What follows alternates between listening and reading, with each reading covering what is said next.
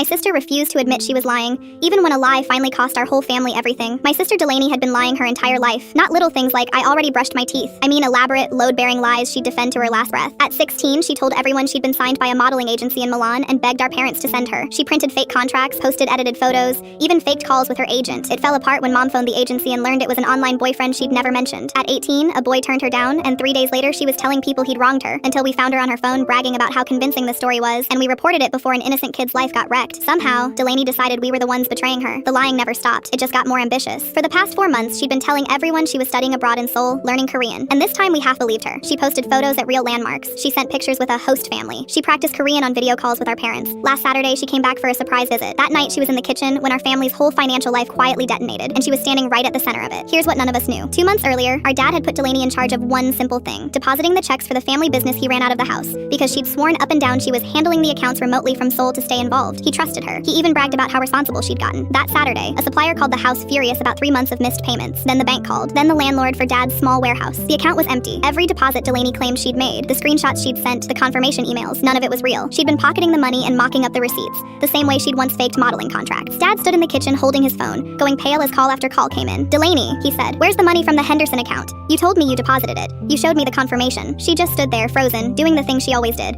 That half second where you can watch her decide whether to lie again. "Delaney," Mom's voice cracked. "The business account is at zero. We're about to lose the warehouse. Where is it?" "I moved it to a high-yield account," Delaney said smoothly. "To earn interest. It's safer there." "Then transfer it back right now," Dad said. "Show me." She couldn't, because there was no account. There never had been. She kept spinning it. New bank, pending transfer, a hold, a glitch, layering lie on lie in real time, while our dad's business, the thing he'd built over 20 years, came apart in front of us. It was my little brother, of all people, who ended it. 6 years old, he wandered in holding Delaney's phone, which she'd left on the counter. "Delaney's phone is in a different language," he said, confused. He held it up. Her screen wasn't in Korean, it was in Bulgarian, and the open chat wasn't with a host family. It was a running thread with a man, full of transfers, money moving out of our family into her, in a country she'd sworn she wasn't in. She'd never gone to Seoul, she'd never taken a Korean class, she'd flown to Bulgaria to live with a man she'd met online, and she'd been draining the business she was supposed to be safeguarding to fund the life she was hiding. The room went silent. For the first time in her life, Delaney had no lie left because a 6-year-old was holding the proof in his hands. Dad sat down at the kitchen table and put his head in his hands. Mom cried. Delaney cried too, but even then, the first words out of her mouth were, "You're twisting this. It's not what it looks like. We didn't lose the warehouse in the end." Dad worked out a plan with the bank and slowly clawed the business back over the next year. It was brutal, and it aged him, but he did it, honestly, the way he does everything. Delaney went back to Bulgaria. She still insists, to anyone who'll listen, that she was framed, that we're jealous, that none of it happened the way it did. Her stories are as detailed and as confident as ever, but the family stopped believing them. That was the real ending, not a dramatic confession, because she never gave one. Just all of us finally, permanently, refusing to hand her the benefit of the doubt she'd spent a lifetime spending. The liar didn't change, we did. And a 6-year-old with a phone in the wrong language is the reason we finally saw it.